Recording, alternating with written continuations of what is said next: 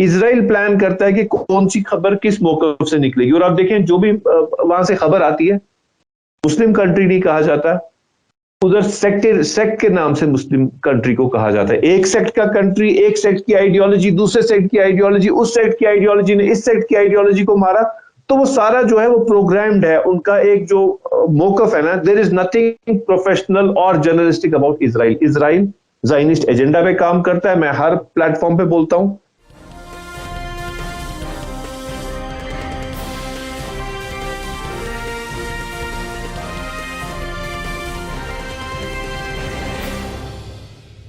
Hello, नमस्कार, आदाब, सत श्री अकाल और अस्सलाम वालेकुम। मैं हूं मोहम्मद अहमद काज़मी, लेकर आया हूं आपका पसंदीदा कार्यक्रम आपके रूबरू। इस प्रोग्राम में हम आपको कई ऐसे जानकार लोगों से मिलवाते हैं जो आपको खबरों की तह तक ले जाते हैं और खबरों के आने वाले वक्त में क्या कुछ हो सकता है उसके इम्कान भी बताते हैं, और जो कुछ हुआ है उसके नताइज पर भी वो नज़र डालते हैं। इस वक्त मैं मुसलसल मिडिल ईस्ट के कुछ ऐसी खबरों को आप तक पहुंचाता रहा हूं, खासतौर पर पिछले दिनों जो बाइडेन का मिडिल ईस्ट का दौरा, जिसमें वो इजराइल गए, वेस्ट बैंक गए। वेस्टर्न मीडिया उसे वेस्ट बैंक कहता, फिलिस्तीन नहीं कहता। उसके अलावा वो सऊदी अरब गए।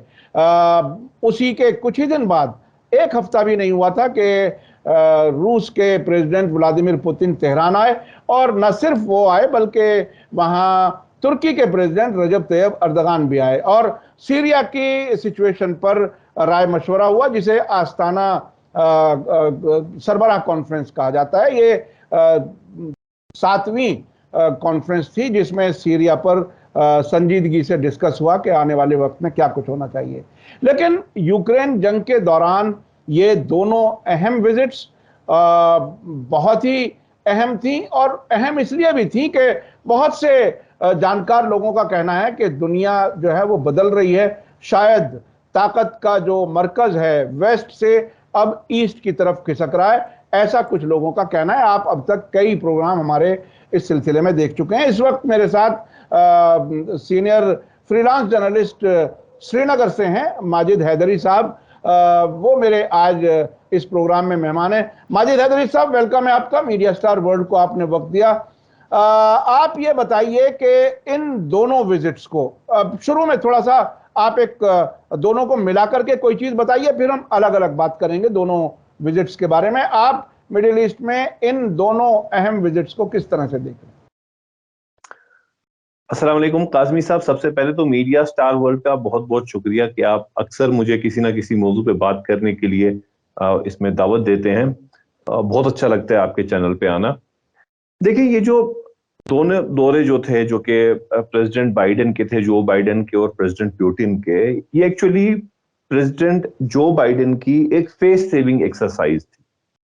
फेस सेविंग का मामला है कि जो अमेरिका की और रूस की जो जंग चल रही है, हम कहते हैं उक्रेन की और रशिया की जंग चल रही है, बेसिकली उक्रेन और रशिया की जंग नहीं है, अमेरिका और रूस की जंग चल रही है। क्योंकि उक्रेन तो किसी जुमरे में ही नहीं है। नेटो का एक पार्टनर बनने के लिए वहां पे उक्रेन में जो सरकार बनाई गई थी, अमेरिका ने बनवाई थ्रू नेटो, क्योंकि नेटो पे जो मोनोपोली चलती है वो अमेरिका की चलती है। अमेरिका ने यूरोप में और एशियन कंट्रीज में अपना, वो बोलते हैं ना, वो अपना वो धाड़ा दिखाने के लिए नेटो का गलत इस्तेमाल पिछले सदियों से किया है। वरना आप देखिए, नॉर्थ अटलांटिक ट्रीटी ऑर्गेनाइजेशन होने की जरूरत ही नहीं थी। वो क्यों इतना स्ट्रेच होता गया और क्यों इतने एस्पिरेशंस बने कि अब उक्रेन जैसा कंट्री भी उसका मेंबर आगे जाके बनना चाह रहा था? क्योंकि अमेरिका अपनी मोनोपोली यूरोप पर और एशिया पर रखना चाहता था। लेकिन क्योंकि इस जंग से, जो उक्रेन में जंग हुई, जमीन तो उक्रेन की है लेकिन जंग वहां अमेरिका और रूस की चल रही है, और इसलिए चल रही है क्योंकि अमेरिका अपने आप को, अपनी डोमिनेंस को यूरोप में और एशिया में खत्म होते देख रहा है। खत्म होते क्या देख रहा है? इनफैक्ट उसकी डोमिनेंस खत्म हो चुकी है। और जो ये रूस और उक्रेन के बीच जो जंग हुई, उसने साबित कर दिया कि अब अमेरिका एक टोटल फेलियर बन चुका है। सिर्फ अफगानिस्तान में अमेरिका फेलियर नहीं बना कि उसे दुम दबा के भागना पड़ा world so called super power को, लेकिन अब वो अपनी डोमिनेंस दुनिया पे नहीं चला पा रहा है, ना एशियन कंट्रीज पे चला पा रहा है, ना यूरोप पे चला पा रहा है। तो एक किस्म की फेस सेविंग एक्सरसाइज के लिए प्रेसिडेंट जो बाइडेन निकले थे, और उन्हें ऐसी मुंह की खानी पड़ी, ऐसी मुंह की खानी पड़ी जी देखिए, ये जो दौरा था प्रेसिडेंट बाइडेन का, इसमें हासिल कुछ नहीं हुआ, सिर्फ बेइज्जती हासिल हुई। और यही मामला है कि मैं क्या कहूं, बेइज्जती हासिल हुई। अमेरिका का मीडिया खुद पूछ रहा है कि प्रेसिडेंट साहब आप करने क्या गए थे, आपका इरादा क्या था, आपने हासिल क्या किया। मेरी तो बात दूर की है, तो सबसे पहला जो एनालिसिस है, वो जो उन्हें मुंह की खानी पड़ी है इस दौरे में, वो उनको खुद उनका मीडिया ही पूछ रहा है, जनाब आप क्या करने गए थे, हमें जलील करने गए थे या खुद को जलील होने गए थे। दूसरी तरफ प्यूटिन सदर का जो मामला है, देखें दो जंगें चल रही हैं, एक तो फिजिकल मिलिट्री वॉर चल रही है जो यूक्रेन में चल रही है, और दूसरी डिप्लोमेटिक वॉर चल रही है।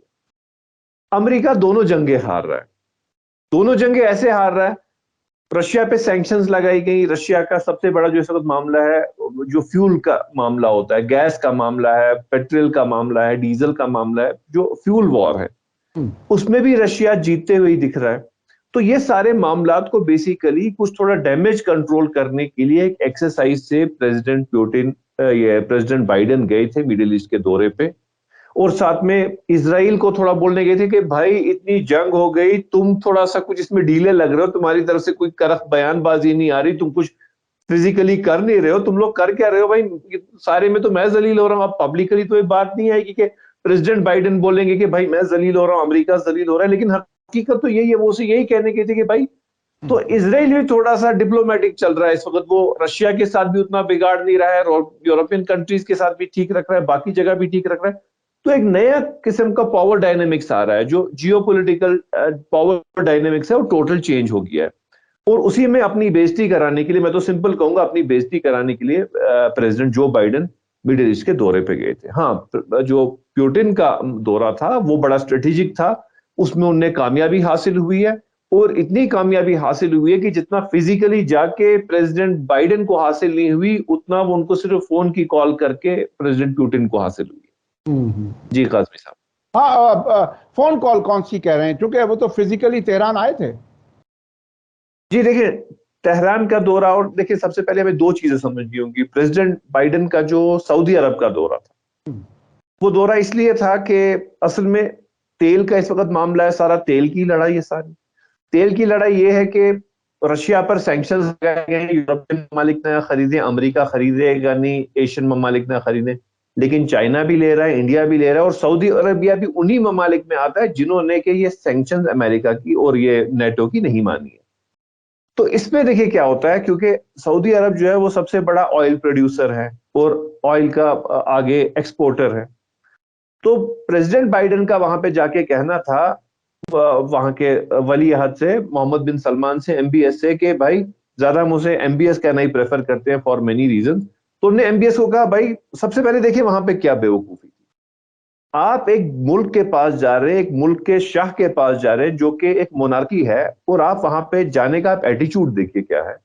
कि क्योंकि इनकी गेम चलती है, सऊदी अरब को हमेशा अपना गुलाम रखना चाहते हैं, जो भी वहां के शाह हो, वली अहद हो, कोई भी हो, वो इनके गुलामी में रहे अमेरिका की। तो उसी सोच से वो वहां गए, क्योंकि एमबीएस को इनने 2 साल पहले ही जमाल खशोगी की उस पे मौत के बाद उसको दबाना शुरू किया था, क्योंकि वो थोड़ा ज्यादा बात कर रहा था जो कि अमेरिका के मफाद में नहीं थी। तो तब से कहा जा रहा था भाई ये कत्ल में है, इसकी इंक्वायरी होगी वगैरह, मतलब जो दबाने का इनका तरीका होता है कि किसको कैसे पाँव के नीचे दबा के रखना है। तो उसी इंटेंशन के साथ प्रेसिडेंट बाइडेन सऊदी अरब गए। और जब वहां पे वो अब की बार मिले वहां पे मोहम्मद बिन सलमान से, तो उनने हैंडशेक नहीं किया। उनका वो जेस्चर बड़ा खास तौर पे देखा गया कि उनने अपने हाथ को ऐसे मुट्ठी सामने लाई, मुक्का मारने के स्टाइल से, और वापस उसने भी वापस मुक्का मारने के स्टाइल से लाई। हालांकि इसमें दिखता है कि जी जैसे कोई स्पोर्ट्समैन स्पिरिट का जोश है, लेकिन हाथ मिलाने की उन्होंने चाल दिखाई कि भाई मैं हाथ नहीं मिला रहा हूं, ताकि एक तरफ वो अपनी जो अमेरिकन जो उनका वोटर है उसको दिखा रहे, भाई देखो मैंने तो कहा है ये लोग कातिल है, ये है वो है, कत्ल में इसका हाथ है, तो मैंने तो कातिल से हाथ नहीं मिलाया। लेकिन भाई आप वहां कातिल के पास अपनी मजबूरी लेके गए हो, आप ये मजबूरी लेके गए हो कि भाई आप ज्यादा तेल प्रोड्यूस करो, आप इस वक्त ज्यादा सप्लाई करो वर्ल्ड में, ताकि जो रशिया का जो तेल है जो वाया इंडिया या चाइना या आपके थ्रू जाएगा वो कम हो जाए। तो उनने वापस बड़ा डिप्लोमेटिक जवाब दिया, बोला जी हमारे लिए उतना ज्यादा ये जो है सप्लाई बढ़ाना हमारे लिए भी सही नहीं है, उतनी हमारे पास इस वक्त इंफ्रास्ट्रक्चर भी नहीं है कि हम तेल के जो प्रोडक्शन है वो हम बढ़ा पाए। तो ये मोहम्मद बिन सलमान ने वापस जवाब में कहा, और उन्होंने सीधा सीधा वहां पे मतलब उनको शिकस्त खानी पड़ी। और देखें दूसरी चीज क्या है इसमें, हमें तेल के मामले में एक चीज समझनी होगी। रशिया के तेल के प्राइसेस गिरी हैं। क्यों गिरी है? क्योंकि जितना उनकी प्रोडक्शन है उतनी आगे डिमांड उनकी यूरोपियन ममालिक में नहीं है, अमेरिका में नहीं है, तो उनका तेल जो प्रोडक्शन है वो रुक जाती है, तो उन्हें थोड़ी कंपैरेटिवली सस्ते रेट पर वो बेचना पड़ता है। अब इसका फायदा सबसे ज्यादा सऊदी अरब उठा सकता है, क्योंकि ओपनली उतनी ये ज्यादा बात मार्केट में नहीं आई है। अगर सऊदी अरब उनसे कम रेट पर खरीदता है, एक तो रशिया की अपनी प्रोडक्शन चलती रहेगी, रशिया को प्रॉब्लम नहीं होगी, और सऊदी अरब अपना उसको नाम दे करके अपना ठप्पा डाल के आगे वो बेच सकता है। क्योंकि सऊदी अरब के अंदर काम कैसे होगा वो आप और मैं कभी नहीं जान पाएंगे, क्योंकि वहां पे मोनार्की है, वहां की सही खबर कभी बाहर नहीं आती है। बिल्कुल वैसे ही जैसे हमारे जर्नलिस्ट जमाल भाई को कैसे उन्होंने शहीद करवाया, वो चीज कभी सऊदी ने उसमें कौन सी चाल चली वो कभी बाहर खबर नहीं आएगी। तो वहां की बात नहीं, सऊदी अरब को कोई नुकसान नहीं है कि भाई उनका वो तेल की अपनी प्रोडक्शन बढ़ाएं या कम करें। क्योंकि देखिए सऊदियों को भी पता चला है, अल साद खानदान को पता है भाई जब तक तेल है हमारे भी मजे हैं, तो वो भी ज्यादा नहीं निकालना चाहेंगे। सोने के अंडे देने वाली मुर्गी है तो वो नहीं चाहेंगे कि मुर्गी जल्दी मर जाए, वो भी चाहेंगे कम निकले। भाई अगर हम फिलहाल रशिया से लेकर भी बेचेंगे तो हमारे को क्या नुकसान है। तो वो सबसे पहली एक शिकस्त थी, डिप्लोमेटिक शिकस्त थी दोनों फ्रंट्स पे जो बाइडेन की, कि एक तो वहां पे गए और उनकी बात वहां पे शहजादे ने नहीं मानी, सीधा सीधा मतलब एक डिप्लोमेटिक तरीके से इनकार कर दिया। और जो उनका जेस्चर था, उनने वो मुट्ठी दिखा के मुक्के से किया था, उनने भी वापस एक वो डिप्लोमेटिक मुक्का ही मारा है, वो मुक्के की नाक लेकर के वापस गए। जी अब जी देखिए टेलीफोन की क्या बात। मैं अपने दर्शकों को याद दिला दूं कि मोहम्मद बिन सलमान उस दिन गल्फ के जितने डेलीगेशंस पहुंचे थे और मोनार्क्स पहुंचे थे उन्हें खुद रिसीव किया, और जो बाइडन को रिसीव करने के लिए मक्का के गवर्नर को भेज दिया। इसके अलावा और भी कई नाकामियां हुई हैं, जैसे इजराइल अरब डिफेंस कोalition की कोई बात आगे नहीं बढ़ सकी। सऊदी अरब के फॉरेन मिनिस्टर ने भी मना किया कि इस सिलसिले में कोई बात नहीं हुई, और कई अरब मुल्कों ने यह भी कह दिया कि हम ऐसे अलायंस में नहीं आएंगे और ईरान से हम अच्छी दोस्ती चाहते हैं। ये सब मैं बता चुका हूं, सिर्फ इसे याद दिला रहा हूं। मैं कुछ और चीज आगे पूछना चाहता हूं, वो ये कि पुतिन ने भी और जो बाइडन ने भी 3 नाम लिए, दोनों ने लिए लेकिन अपने अपने तरीके से लिए। जो बाइडन ने कहा कि हम मिडिल ईस्ट छोड़ करके नहीं जा रहे, इसलिए कि यहां वैक्यूम हो जाएगा और यहां ईरान, रूस और चीन आ जाएंगे, इसलिए हम उनके लिए जगह खाली छोड़ करके नहीं जाएंगे। दूसरी बात जो पुतिन ने कही वो जरा दूसरे तरीके से थी। पुतिन ने आयतुल्लाह खामेनेई के साथ मुलाकात के दौरान ईरान, चीन और रूस की जॉइंट एक्सरसाइज करने की बात कही। तो ये एक तरह से डिफीट के तौर पर इन्हीं तीनों मुल्कों का नाम लिया, एक ने एक तरह से मजबूती के तौर पर। आप इसको किस तरह से देखते हैं? जी बिल्कुल सही बात है। देखिए प्रेसिडेंट पुतिन के 2 मामलात रहे। एक तो जो बाइडेन जब शिकस्त खा के सऊदी अरब से वापस गए तो उसके बाद पुतिन की और एमबीएस की आपस में फोन पे गुफ्तगू हुई है, और वो गुफ्तगू क्या है वो आप और मैं भी जानते हैं भाई, वही वो तेल का मामला होगा। जनाब आपने बड़ा अच्छा कहा, हम खुश हैं, क्योंकि अब अल सौद खानदान भी चाहता है कि थोड़ा सा बैलेंसिंग पे आ जाए, अमेरिका की गुलामी कुछ हद तक वो लोग छोड़ दें, उनके सामने कुछ झुकना कुछ हद तक वो छोड़ें, तो वो उनके जहन में भी इस बात आई है। और जब उन्हें समझ आ रहा है कि पावर डायनेमिक्स चेंज हो रहा है, भाई अमेरिका का उतना सिक्का चलता नहीं है, तो वो भी थोड़ा सा डिप्लोमेटिकली रशिया की तरफ जा रहे हैं। जो ईरान का मामला है वो बड़ा ही इंपॉर्टेंट है, क्योंकि जिस मामले की आपने बात की, मिडिल ईस्ट एयर डिफेंस का, जो अब नया वो ये वो नौटंकी लेके जो अमेरिका आया है वहां बेचने के लिए, उसमें देखिए वो कह रहे हैं कि जी जो मुसलमान ममालिक हैं वो इसराइल के साथ मिलकर मिडिल ईस्ट एयर डिफेंस का एक प्लेटफॉर्म, ठीक है हमारे ज्यादातर मुसलमान हुक्मरान जो ममालिक हैं, मुसलमान ममालिक हैं, अमेरिका की गुलामी करते हैं, अमेरिका के सामने झुकते हैं, लेकिन उनका जो अवाम है वो अमेरिका के सामने नहीं झुकता है।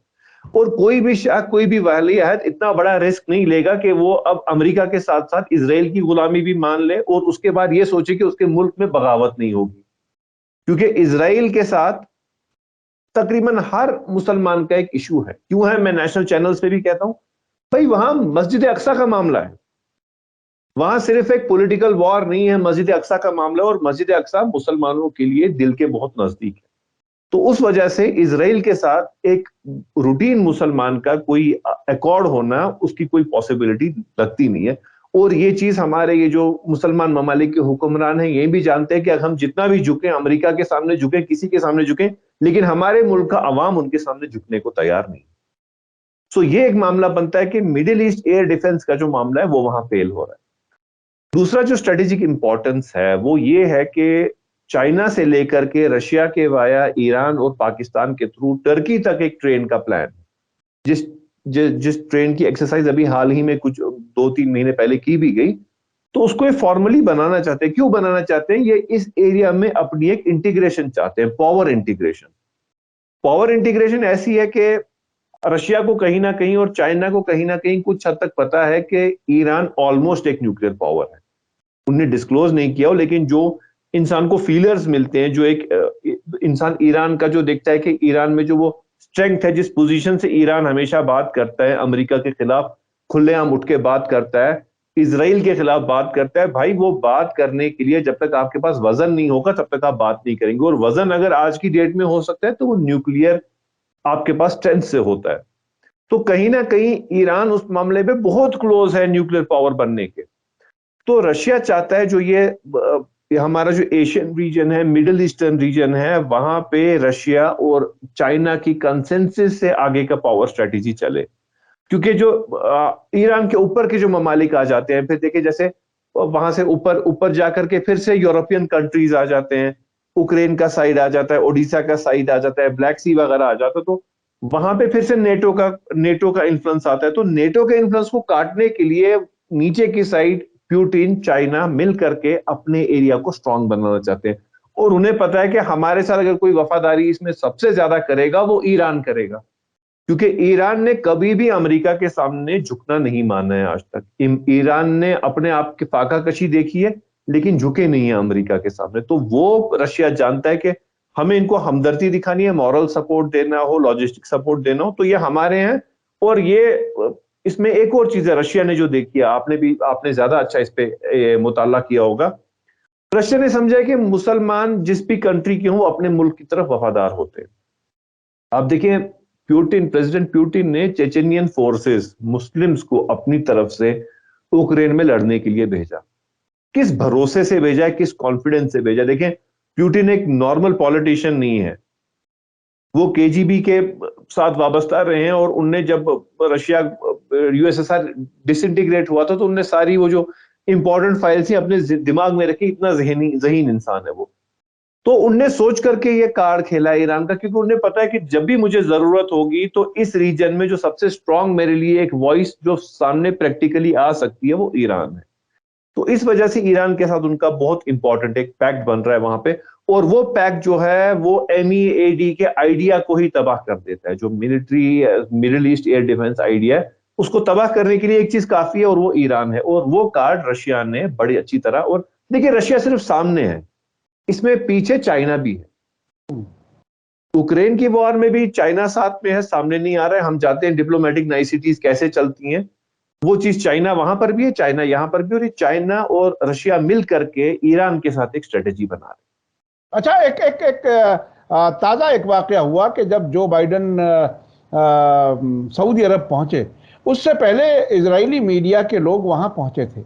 और मैं खुद टाइम्स ऑफ इजराइल में ऐसी रिपोर्टें देखी हैं, कुछ और अखबारों में भी इजराइल के, कि इजरायली जर्नलिस्ट आवाम के बीच में जाने की उन्होंने समझने की कोशिश की कि वो क्या इजराइल के साथ नॉर्मलाइजेशन को सपोर्ट करते हैं।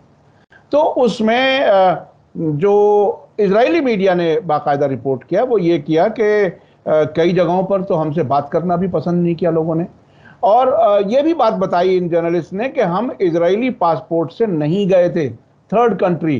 चूंकि मैं अपने दर्शकों को बता दूं कि इजराइल और अमेरिका के बीच में अंडरस्टैंडिंग है कि हर इजरायली के पास अमेरिकी पासपोर्ट भी है। और मैं तो इस हद तक यकीन से कह सकता हूं कि अमेरिकी एम्बेसियों में यहूदी इजरायली भी डिप्यूट होते हैं खुद, जहां इजरायली एम्बेसियां नहीं हैं। तो खैर ये एक अलग एक बहस है। तो इजरायली मीडिया ने यह रिपोर्ट किया सऊदी अरब से कि लोग नाराज हैं और इसराइल के साथ ताल्लुकात बेहतर नहीं करना चाहते।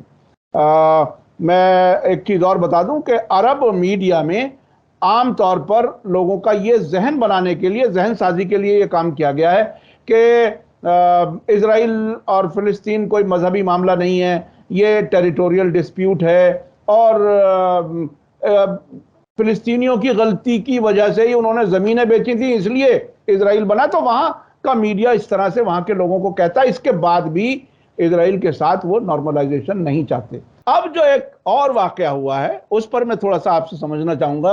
एक जर्नलिस्ट के तौर पर आप भी ग्राउंड रिपोर्टिंग या मुख्तलिफ चीज़ें की होंगी। एक रिपोर्टर पहुंच गया चैनल 13 इसराइल का मक्का में और उसने अपनी वीडियो जारी की और चैनल 13 ने बाकायदा उस पर रिपोर्ट दी 10 मिनट की।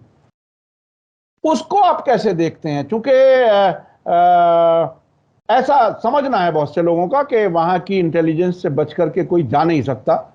आपको क्या लगता है कि इसमें और आगे क्या कुछ हो सकता है? क्यों है ऐसा कि वो मक्का जाना क्यों चाहता था? और ऐसी रिपोर्टें भी आती रही हैं कि यहूदियों ने मक्का में जमीनें खरीदनी शुरू कर दी। जी देखिए, सबसे पहले ये कहना है Israeli media, there is nothing like Israeli media. Israeli media है नहीं, इजरायली मीडिया कुछ नहीं है। वहां के डीप स्टेट का एक हिस्सा है इजरायली मीडिया, जो कि ज़ायनिस्ट एजेंडा चलाता है। आपने कहा इजराइल के पास जैसे अमेरिका का पासपोर्ट होता है इजरायलियों के पास, भाई वो हम एक थोड़ा सा पब्लिकली जानते हैं कि एक पॉसिबिलिटी है उनके पास होता है। लेकिन मैं कहता हूं जो हम लोग नहीं जानते हैं कि हर यूरोपियन कंट्री का भी उनके पास पासपोर्ट होगा, हर नेटो कंट्री का भी उनके पास पासपोर्ट होगा, जो शायद आप और मैं नहीं जानते। क्योंकि इसराइल जो है वो एक बड़ा ही डीप स्टेट ज़ायनिस्ट पॉलिसी पे चलता है, और जहां डीप स्टेट पॉलिटिक्स होती है वो आम लोगों को ना बताई जाती है ना आम लोगों को समझ आती है।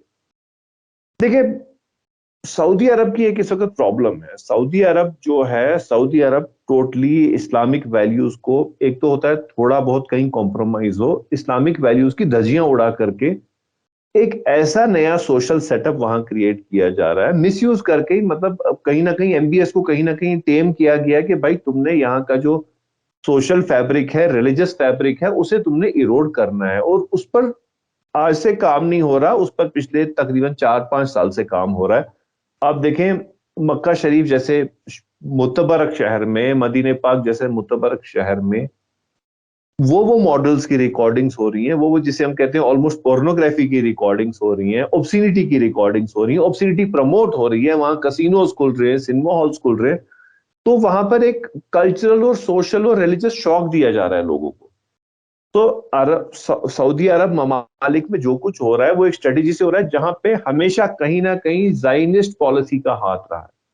हम कहते हैं भाई ये अमेरिका की वजह से हो रहा है, भाई अमेरिका उस मामले में कुछ नहीं होता, ज़ायनिस्ट पॉलिसी चलती है। क्योंकि अमेरिका में जो बेसिकली पॉलिसी मेकर्स हैं, they come from the Zionist ideology. वो अपने इसराइल के छोटे से मुल्क की पॉलिसी को वाया अमेरिका अभी तक चलाते थे। अभी उन्हें लग रहा है कि अमेरिका नहीं चल रहा है, वो खुद चलाएंगे। तो इसराइल बेसिकली, क्योंकि जैसे वो कहते हैं ना मदर ऑफ ऑल इवल्स, या तो अमेरिका या इसराइल है, वो भाई जानते हैं कि उनने किस मुस्लिम कंट्री में अपना सिक्का कैसे चलाना है। सो हम ये कहें कि भाई वहां पे जर्नलिस्ट कुछ कर रहे हैं, जर्नलिस्ट कुछ नहीं करता, इसराइल का ज़ायनिस्ट डीप स्टेट काम करता है। और वो क्या करते हैं, वो परसेप्शन मैनेजमेंट पे काम करते हैं। परसेप्शन मैनेजमेंट क्या है, जो आज की डेट में हमारे मुल्क का मीडिया थोड़ा सीख रहा है। परसेप्शन मैनेजमेंट क्या है, वो दुनिया को दिखाना चाहते हैं कि जो हम लोग दिखा रहे हैं वही सच है, बाकी सब झूठ है। झूठ, बड़ा से बड़ा झूठ वो दिखा दें, लेकिन वो ऐसे प्रोजेक्ट करते हैं, वो इतना ज्यादा प्रोजेक्ट करते हैं कि आगे देखने वाले को कहीं ना कहीं लगता है नहीं यार ये कहीं ना कहीं तो सच ही बोल रहे हैं। तो वो उस अपनी फिलॉसफी पे काम करते हैं, वो प्रोफेशनलिज्म पे काम नहीं करते। उनका कभी, इसराइल का तो कभी किसी भी मौकफ पे प्रोफेशनैलिटी रही नहीं है। आप देखिए वहां क्या मीडिया रिलीज करता है, वहां पे फलस्तीनियों पे जुल्म कैसे होता है, और वो कभी नहीं कहते कि ये ह्यूमन राइट्स वायलेशन है। और वहां की फौज भी कभी नहीं, कोई शर्म महसूस नहीं करती कि वो बूढ़ी औरत पे गोली मार दें, बच्चे पर गोली मार दें, किसी को पैरों से ठोकरें मारें, लाशों को लताड़ दें।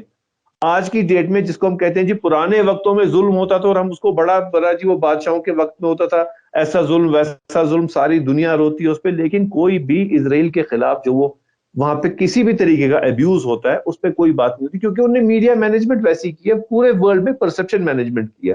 और मुसलमानों को डिवाइड करने का जो सबसे बड़ा काम है वो वेस्टर्न मीडिया थ्रू इसराइल करता है। इसराइल प्लान करता है कि कौन सी खबर किस मौके से निकलेगी। और आप देखें जो भी वहां से खबर आती है, मुस्लिम कंट्री नहीं कहा जाता, उधर सेक्ट के नाम से मुस्लिम कंट्री को कहा जाता है। एक सेक्ट का कंट्री, एक सेक्ट की आइडियोलॉजी, दूसरे सेक्ट की आइडियोलॉजी, उस सेक्ट की आइडियोलॉजी ने इस सेक्ट की आइडियोलॉजी को मारा। तो वो सारा जो है वो प्रोग्राम्ड है। उनका एक जो मौकफ है ना, देयर इज नथिंग प्रोफेशनल और journalistic about Israel. Israel Zionist agenda पे काम करता है, मैं हर प्लेटफॉर्म पे बोलता हूं। और वही उनका मामला अभी आज की डेट में जो है वो उनका सऊदी में भी एक बहुत बड़ा प्रोसेस है। और ये पहली बार ही नहीं है कि इजराइलियों की खबर आ रही है जी इजराइल वहां पे प्रॉपर्टी ले रहे हैं, क्या कर रहे हैं। आपने सीज ऑफ मक्का बुक पढ़ी होगी, बड़ी मशहूर बुक थी जो 1979 में जो वहां पे मामला हुआ था मक्का शरीफ में। तो उसमें तो रशियन जनरल खुद बता रहे हैं कि भाई वहां पे पाकिस्तानी फौजों को बुलाया गया, लेकिन पाकिस्तानी फोर्सेस तो गई नहीं आगे मक्का शरीफ में उस टाइम। उन्हें तो एयरपोर्ट पे रखा गया, वहां फ्रेंच फोर्सेस गई, और फ्रेंच फोर्सेस में कौन होते वहां पे, मतलब यहूदी उस टाइम गए थे, उस एरिया में गए थे जहां पर के गैर मुसलमान का जाना जायज ही नहीं हुजूर सल्लल्लाहु अलैहि वसल्लम ने रखा। तो सऊदी अरब के मामले में बात करना और ये समझना किसी वैल्यू बेस्ड सिस्टम पे बात हो रही है, सोशियो एक कल्चरल बेस्ड सिस्टम पे बात हो रही है, वैसा कुछ नहीं है। गुलाम ममालिक हैं, शाहों का नाम है लेकिन गुलाम है, वो आगे झुकते हैं बाकी ममालिक के सामने। अच्छा, ये जो आपने बताया कि जो 2001 के बाद में तब्दीली हुई, ये मुझे याद है 2003 में इराक वार जिस साल में हुई थी, तो मैंने खुद कुवैत में जीसीसी समिट कवर की थी, जुलाई 2003 में गालिबन थी। तो उस वक्त ये बात हो रही थी कि सारे अरब मुल्कों को अपने बच्चों के जो है वो तालीम का जो करिकुलम है वो सब बदलना चाहिए, और वो अमेरिकन सजेस्ट कर रहे थे कि आपको क्या पढ़ाना क्या नहीं पढ़ाना। अब वो स्टेज बढ़ते बढ़ते यहाँ तक आ गई कि मक्का में, मदीना में कैसीनो और दूसरी चीज़ें होने लगी, पोर्नोग्राफी जिसका आपने जिक्र किया। क्या आपको लगता है कि इस तेज़ी से जो तब्दीलियां हैं वो तबका एक्सेप्ट कर लेगा जो अपने आप को हार्ड लाइन वहाबी ये अपने आप को आइडेंटिफाई कराता था, जो फोटो खींचने पर भी लड़ पड़ता था हाजियों से, उनका क्या होगा? जी देखिए, वहां वहां की आइडियोलॉजी अजीब है कुछ। वो कहते हैं जी शाह तो जो बोल रहा है, अभी तक उनका था शाह जी क्योंकि दीन पे चल रहा है वो सही बोल रहा है। अब शाह जो कुछ कर रहा है वो दीन के खिलाफ कर रहा है, लेकिन अब उन्हें सोचना है वो सही कर रहा है या गलत कर रहा है, वो तो उनका सोचना है। लेकिन फिर जिस आइडियोलॉजी की आपने बात की, ये भी देखना होगा कि उस आइडियोलॉजी को एनकरेज किसने किया था। एक टाइम में ब्रिटिश एम्पायर ने उस आइडियोलॉजी को एनकरेज किया था। जिस आइडियोलॉजी की हम बात कर रहे हैं, अब नाम लेके हम किसी को ऑफेंड नहीं करना चाहते, लेकिन वो आइडियोलॉजी बेसिकली ब्रिटिश एम्पायर ने वहां पे प्रमोट की थी। और आज वो आइडियोलॉजी जो है, देखिए इनको क्या मामला था, वो आइडियोलॉजी 70s में ज्यादा इन्होंने फिर वहां पे प्रमोट की। क्यों प्रमोट की वो आप और मैं बड़ी अच्छी तरह जानते हैं, क्योंकि आयतुल्लाह खुमैनी साहब का जो ईरान का रेवोल्यूशन था, तो उसके बाद एक आइडियोलॉजी जो थी, दो आयतुल्लाह खुमैनी साहब की रहमतुल्लाह अलैह की जो आइडियोलॉजी थी, वो उसको काउंटर करने के लिए इस जो वहां पे सऊदी में जो एक पर्टिकुलर आइडियोलॉजी है उसको प्रमोट करने का काम बाज़ाब्ता वेस्टर्न ममालिक ने किया। इनके लिए बाज़ाब्ता फंडिंग हुई, कहा प्रमोट करो इसको, हर कंट्री में प्रमोट करो, हमारे मुल्क में करो। इनफैक्ट इंडिया में भी उसकी थ्रू प्रमोशन काफी सारी हुई, क्योंकि जो 70s में जो रेवोल्यूशन था ईरान में, उसको काउंटर करने के लिए आइडियोलॉजी सामने आई। लेकिन अब ये आइडियोलॉजी खुद में थोड़ा सा फंस गई। मैं माफी चाहता हूं अगर कोई इससे हर्ट हो। वो इसलिए फंस गई है कि वो कहते हैं भाई जो शाह कहेगा वक्त का शाह वो सही है। अब वक्त का शाह जो कर रहा है वो दीन के खिलाफ कर रहा है। अब या तो वक्त का शाह सही हो सकता है या दीन सही है, वो तो नोज बिला तो दीन ही हमेशा सही होगा, कोई शाह अगर दीन के खिलाफ जाएगा तो सही नहीं होगा। तो वहां पे अब वो अपने एक इसमें क्राइसिस में फंस गई है वहां की जो कम्युनिटी है। और देखिए उसका सबसे बड़ी मिसाल क्या है, आप देखें ये एक दिन में नहीं हुआ सारा कुछ जो सऊदी अरब में जो आज सिचुएशन बनी है। मुझे याद है तकरीबन शायद 5-7 साल पहले 2000 के करीब इमाम मसाजिद से निकाल दिए गए और अचानक चेंज किए गए, एक्सपेल्शन हो गया सडनली। मुझे एग्जैक्ट साल नहीं याद, 2000 के करीब या शायद ज्यादा भी होता नंबर। क्यों निकाले गए? क्योंकि बोला गया नहीं जी ये थोड़ी वैसी आइडियोलॉजी है जो कल को शाह और दीन के बीच में क्लैश बन जाएगी, तो उन्हें निकाला गया। जुमा का जो वहां पे खुतबा होता है उसके रिलेटेड भी अब सरकार के थ्रू आता है, और वहां उनके एडवाइजर कौन है, शायद मुझे लगता है कोई इजराइल से आते होंगे, कोई अमेरिका से आते होंगे, कि वो किस तरीके से आगे आइडियोलॉजी चलानी है। तो वहां के लोगों को एक्चुअली कंफ्यूज कर दिया गया शाह के मामले में और दीन के मामले में। एक वक्त कहा गया जी शाह और दीन सेम है, अब है जी शाह ऐसा चाहते हैं दीन में। भाई शाह कौन होते हैं दीन में चाहने वाले, पहले वो लोग समझे। तो वहां पे उनको कंफ्यूज किया गया और ये अगेन ज़ायनिस्ट आइडियोलॉजी के थ्रू किया गया कि लोग वहां पे कंफ्यूज हैं हमें करना क्या है। और एक बात है, देखिए हमें एक चीज समझनी होगी, सऊदी अरब की रियलिटी क्या है वो हम नहीं जानते हैं, क्योंकि वहां पे मीडिया हमारे मुल्क की तरह फ्री मीडिया नहीं है। हमारा मुल्क देखिए, हम कुछ भी कहें लेकिन हमारे मुल्क में फ्रीडम ऑफ एक्सप्रेशन है। हम शाम को टीवी चैनल पे जाता हूं मैं, तो मुझे जो कुछ सरकार के खिलाफ बोलना है, किसी पार्टी के खिलाफ बोलना है, बीजेपी के खिलाफ बोलना है, संघ के खिलाफ बोलना है, मैं खुलेआम बोलता हूं, डंके की चोट पे बोलता हूं। और अल्लाह के फजल से हमारे मुल्क में इतनी आजादी है कि कोई उस पर रोकथाम नहीं है। जो चाहते हैं बोलते हैं, कानून के दायरे में सब कुछ बोलते हैं। लेकिन सऊदी अरब में तो खबर भी नहीं छप सकती जब तक शाह का उस पर फैसला ना हो। जी जी। अब देखिए, अबू धाबी में ब्लास्ट हुआ था, क्या खबर बाहर आई उधर की? कहा गया जी गैस सिलेंडर से ऐसा ब्लास्ट हुआ कि लोग भी मरे, शीशे टूटे, गाड़ियां टूटी, और वो एक एलपीजी गैस सिलेंडर का ब्लास्ट था। सऊदी अरब में 2 साल पहले ब्लास्ट हुए, क्या खबर आई बाहर, कैसे हुए, क्यों हुए? खबर नहीं बाहर आती है। वहां पे मीडिया ब्लैकआउट है। मैं नहीं कहूंगा वहां मीडिया है, वहां मीडिया ब्लैकआउट है। तो हकीकत तो हमें पता नहीं है लोग अंदर क्या चाह रहे हैं, क्या वहां पर भी फसादात होते हैं, क्या वहां लोग सड़कों पे निकलते हैं, हम कुछ नहीं जानते उस मुल्क के बारे में, नहीं जी जानते। जी जी, आपने बिल्कुल सही कहा कि मैं खुद भी उन मुल्कों में जहां भी गया हूं और अरब मुल्कों में, वहां के मीडिया के बारे में मेरा अपना ओपिनियन यह है कि उन अखबारों में पूरी दुनिया की खबर मिलेगी, उस मुल्क की नहीं खबर मिलेगी जहां से वो छपता है। तो ये सूरत हाल है। और आपने वक्त दिया मीडिया स्टार वर्ल्ड के दर्शकों के लिए, उसके लिए बहुत बहुत शुक्रिया। मैं एक बार फिर आपको बता दूं, जी आपको कुछ कहना है? काज़मी साहब, मैं एक चीज कहना चाहता, देखिए मैं यही जो अभी मैंने बात आखिर में कही थी वही मैं दोहराना चाहूंगा। देखिए, हमने इन बड़े बड़े ममालिक की बात की, जो बड़े अमीर हैं, पावरफुल माने जाते हैं, सऊदी अरब की बात की, बाकी जगहों की बात की, लेकिन जो right to freedom of expression at the end of the day हम अपने मुल्क में ये कहते हैं ना कि हम जो वो क्या करते हैं, एक्सप्रेस करते हैं, उसके लिए हमें अल्लाह का शुक्र करना चाहिए कि हमारे मुल्क में फ्रीडम ऑफ एक्सप्रेशन है, मीडिया फ्री है। हम किसी को ऐसा मीडिया कहें, वैसा मीडिया कहें, जो मीडिया जैसी बात करना चाहता है कानून के दायरे में उसे इजाजत है। लेकिन उन ममालिक में वो इजाजत नहीं है। वहां की तो खबर आपने सच कहा, वो बाकी सब मुल्कों की खबर सुनाते हैं सिवाय अपने मुल्क के। नहीं, मैं और मैं उस आपको मामले में ये भी हमें बता शुक्र दूं, मैं करना ये भी बता दूं कि ये इजरायली जो जर्नलिस्ट गया, उसकी खबर सऊदी मीडिया में बिल्कुल नहीं थी, इजरायली मीडिया में थी। जी, वही तो मामला होता है। और अब क्या होगा फाइनली, सऊदी मीडिया उस मीडिया हाउस को अपने मुल्क में ब्लैकआउट कर देगा, मतलब वहां नहीं। और आप देखिए कितना वहां पे, देखिए आप सऊदी वगैरह में कितना डर का माहौल है। व्हाट्सएप कॉल नहीं होती है, आप कोई फोन पे वीडियो कॉल नहीं कर सकते, वीडियो कॉन्फ्रेंसिंग नहीं है, कुछ नहीं है भाई, जुल्म तो हर तरीके। और फिर आप जुए खाने भी खोल रहे हो, आप वो वहां पे अजीब अजीब से कामकाज भी कर रहे हो, लेकिन आजादी नहीं है उसको, आजादी नहीं है जो होनी चाहिए आज की डेट में। हमें शुक्र करना चाहिए, हमें अपनी सरकार से लाख इख्तिलाफ हो, भाजपा से इख्तिलाफ हो, किसी से इख्तिलाफ हो, लेकिन हमारे मुल्क में बात करने की आजादी है, और ये हमारी एक बहुत बड़ी पहचान। जी काज़मी साहब। जी जी, बहुत बहुत शुक्रिया। आपकी इस बात से हो सकता है बहुत से लोग मुत्तफिक ना हों, और पार्टली शायद मैं भी नहीं हूं, चूंकि जुबैर का मामला हमारे सामने अभी ताज़ा है, हाँ, वो और बात है, वो बात। और कई वाकयात ऐसे हो रहे हैं, एक तरफा कार्रवाइयों की खबरें हैं, बहुत से लोगों को शिकायत है, लेकिन आपने अपनी बात रखी, आप उसके लिए आज़ाद हैं। और मैं समझता हूँ यही सबसे बड़ी बात है, और यही हमारे मुल्क की पहचान है कि एक दूसरे की राय रखने का, सुनने का, ये हमारे अंदर जज्बा होना चाहिए। बहुत बहुत शुक्रिया जनाब माजिद हैदरी साहब, आपने वक्त दिया, और इन दोनों बड़ी अहम विजिट्स के बारे में आपने बताया कि जो बाइडन की विजिट पूरी तरह से नाकाम हुई, बल्कि वो जलील होकर के बेइज्जत होकर गए, और पुतिन ने काफ़ी मजबूती के इशारे दिए, और तेहरान को एक अपना बहुत ही अहम पार्टनर समझ करके वो आगे बढ़ रहा है, जिसमें चीन, रूस और ईरान शामिल हैं। तुर्की का रोल बहरहाल कभी कभी इधर उधर होता है, वो किसी एपिसोड में हम बात करेंगे।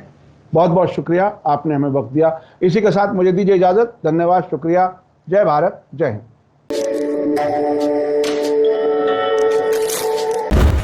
मीडिया स्टार वर्ल्ड की और वीडियो देखने के लिए हमारे चैनल को सब्सक्राइब करें, और सीधे नोटिफिकेशन पाने के लिए बेल आइकन दबाएं।